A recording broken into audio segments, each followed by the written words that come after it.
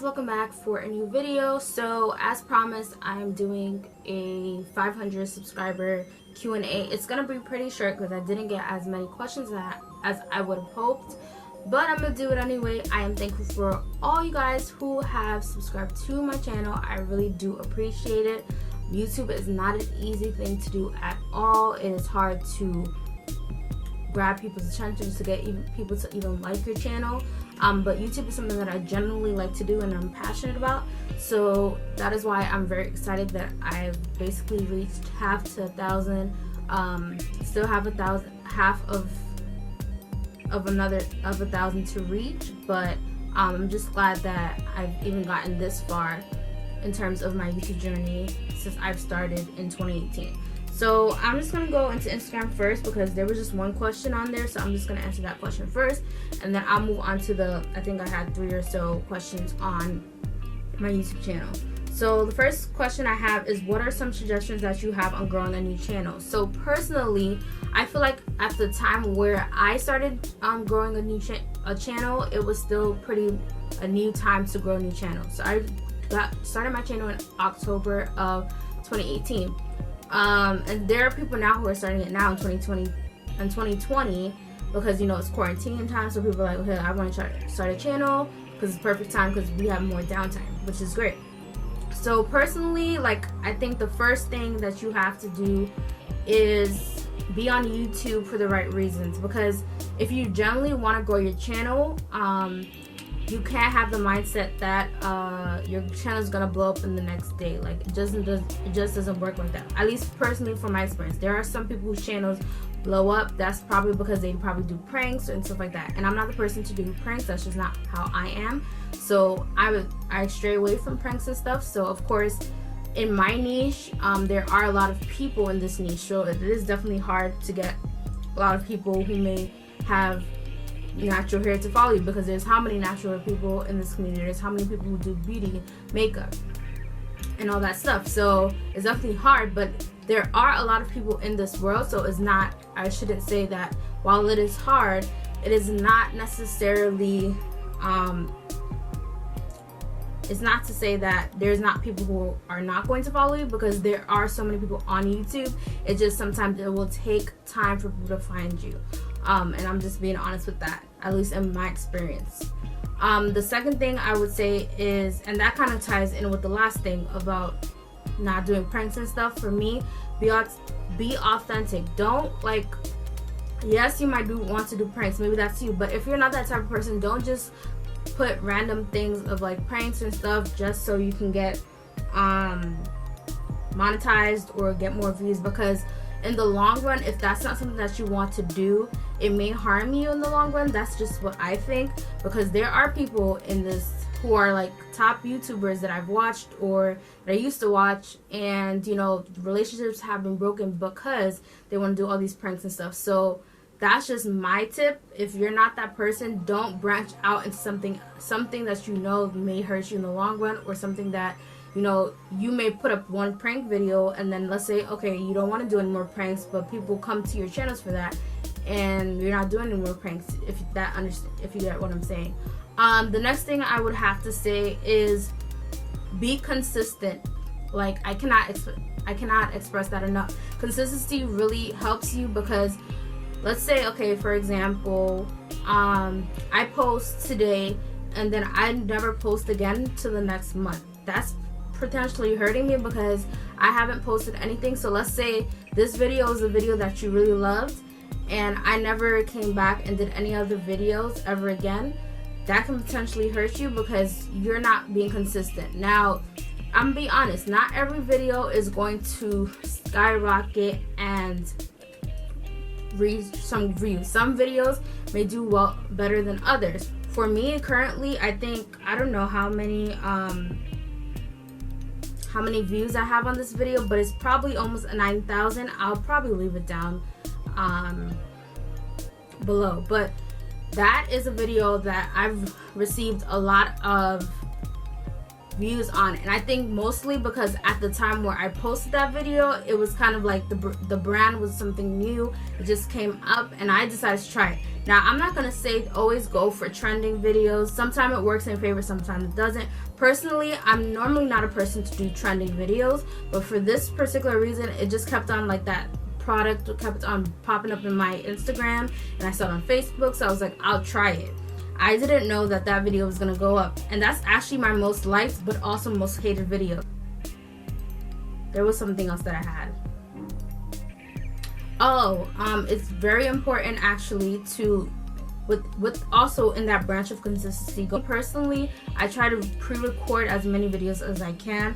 That way I know I'm covered. So like, let's say I know that this week is coming and I'm like blank, at least I have some videos to hold me off for maybe next week, so that I'm not like panicking. So, and also YouTube, generally it's a full-time job. I'm gonna be honest, even if you're not monetized, if you want to grow and you want to get traffic to your channel and stuff, it's a process, because you don't just post a video. You have to think about catchy thumbnails, you have to think about catchy titles, you have to think about tags. Tags are definitely important. I think for sure when I started focusing on my tags, that has helped me in some shape or form in terms of getting traffic to some of my videos.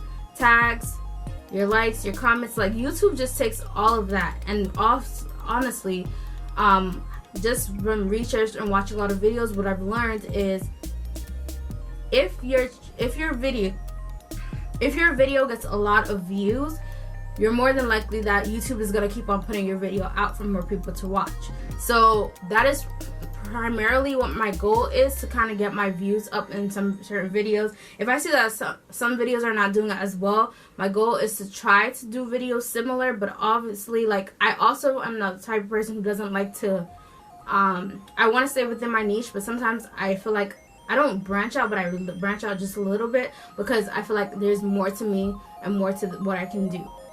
So you kind of just have to play around with it and figure out what exactly is good for you and what exactly will help you as you journey into YouTube. I'm not going to say it's going to be easy. Some people, like for example, for me, there are some people where I've been doing YouTube for a year and a half, because it hasn't been 2 years just yet, and I just got a 500, whereas there are people who skyrocket to 1,000 and they may have only 60 videos, where I have 200 plus videos on my channel. So it just depends again on traffic, on who finds your channel. It's a lot, but for me it's just about being consistent and just kind of motivating myself to know that at some point I will reach that 1,000 mark. So don't give up, because that's the main thing I can say. Just don't give up, because eventually your channel will grow, but you just have to put your effort and time into it. And also try to also put a tag so that people are also aware of what you do and all that stuff.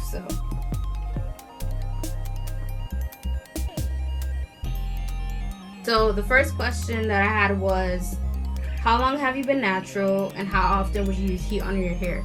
So I have been natural now for 10 years. I think in this December will be 11 years. So yeah, I've been natural for a long time, and no, I don't have huge hair. I feel like a lot of the reasons why is just because I feel like that would be another question somebody would ask me, why is your hair not super long? A lot of it is, I feel like, because I don't know, I guess because of the type of hair type I have. I am fine natural hair also. In the past I did dye my hair twice, and I did used to use a lot of heat, not straightening it or anything like that, but I used to blow dry my hair a lot, especially in the beginning of my journey, I feel like. But I think I've definitely gotten better at helping my growth, because I was actually, since we've been quarantined, I've seen major growth in just those 2 months. So I think my hair really likes when I just leave it alone, and not in terms of like getting it braided with because I do like, don't get me wrong, I do like to do my hair with braids and extensions, but I noticed just during quarantine, just having my hair maybe in twists like these, or how I did the mini braids, which I'm probably never doing again. Maybe I'll do braids but not mini ones, maybe jumbo sized ones. Just leaving it alone and just taking care of it. my hair has grown, because I have been trying to get, if you follow me on Instagram, if you're not following me on Instagram, you should. I will leave it down below. But if you follow me on Instagram, for the longest my hair was like right here, and it would never, like, I've been trying to get it down past there and it would never move. And after, like, last week I washed my hair, and I was actually, before I washed my hair, I was like actually astonished, because for the longest I've been trying to grow my hair from here to here, and when I stretched my hair, to my surprise, my hair was down here, and I've been trying to get it from here. So I think for me personally, that's what has helped me. I know that wasn't a part of the question, but I had to just reiterate that because I feel like somebody was gonna ask me. And I pretty much said how often I use heat. So like as of this year, I've been trying to limit the heat. I feel like I haven't used as much heat. The last time I did was when I did a trim, which was maybe I believe like 3 weeks ago. And that was just because I blow dried my hair. That was all I did, and that was because I wanted to trim my ends and get out all the ends. And I also, now that I'm thinking about it, was that last year or this year? I don't remember. If it wasn't, no, I think it was last year actually, when I actually flat ironed my hair. I do not flat my hair often. I think I've only flat ironed my hair maybe 3 to 4 times in my journey. So yeah, and with natural hair comes shrinkage, because right now my hair is here, but really my hair is supposed to be down here. So as long as I know that I have hair on my head, I'm kind of like okay with the shrinkage. And then the other question I had was, sorry, I'm looking through my comments. Alright, so the next question, this will be actually the last question. That was the last person who asked me a question. What is my favorite natural hairstyle, and what's the worst part about being natural? Okay, so my favorite natural hairstyle clearly is 2-strand twist. Can never go wrong with it. For me, it's like the easiest thing. Like, I'm a pro at 2-strand twist. If there's anything else you ask me to do, I could make my twist out pop out all the time, and my hair is always defined. Like, I've never not had no definition with the twist out. The only time maybe might not have it a good definition is maybe if my hair is super dry, but never ever has my twist outs look bad. So I could rock with twist outs at all times. They're super easy. It's something that I can do quick. It takes me the most, if anything. Like, I washed my hair this weekend, and it took me maybe about an hour and a half, maybe, because I kind of like, I was like, you know, when you're kind of doing other things, so maybe you're watching a movie and then you stop, and so that's why. But generally, that's the quickest thing I've ever done in terms of my fast hairstyles. But if I would pick something else in terms of, like, if I wasn't doing something protective, definitely low buns. Like, that's also fast, I feel like, because all I have to do is moisturize my hair. I normally section my hair, but even that process alone is not long. And using gel, I don't even know you asked for one, but I have to add that one. That's also a pretty quick style. And what's the worst part about being natural? I think the worst part in terms of being natural, if I would have to choose something, is not seeing the results that you'd like. Like I said, like, to my surprise, now I'm starting to see that my hair is growing, but before I didn't. So like, it is very annoying where, like, you've probably been natural like myself for 10 years, and then there's somebody who just became natural like 3 years ago, and their hair is longer than yours. So that can definitely be discouraging. But I've come to the fact that you love your natural hair no matter how it looks, no matter what hair type it is, because a lot of times people like to do the hair typing thing. Oh, you have this type of hair. Oh, I can't talk to people if you have this type of hair. Oh, we're not going to talk to 4C community. Oh, this and that. Like, everybody's hair is nice. It doesn't matter if you're in the 3 hair community, the 4A, 4B community, because my hair is 4A, 4B. Like, we should all support each other regardless of that, because at the end of the day, we can all learn something from each other. Even if you don't have the same hair type, you can still support the person and watch their videos. There shouldn't be any type of animosity towards somebody because they have this different hair type and you don't have that hair type. So that's how I don't really feel about the whole natural thing, and like, what's the worst part.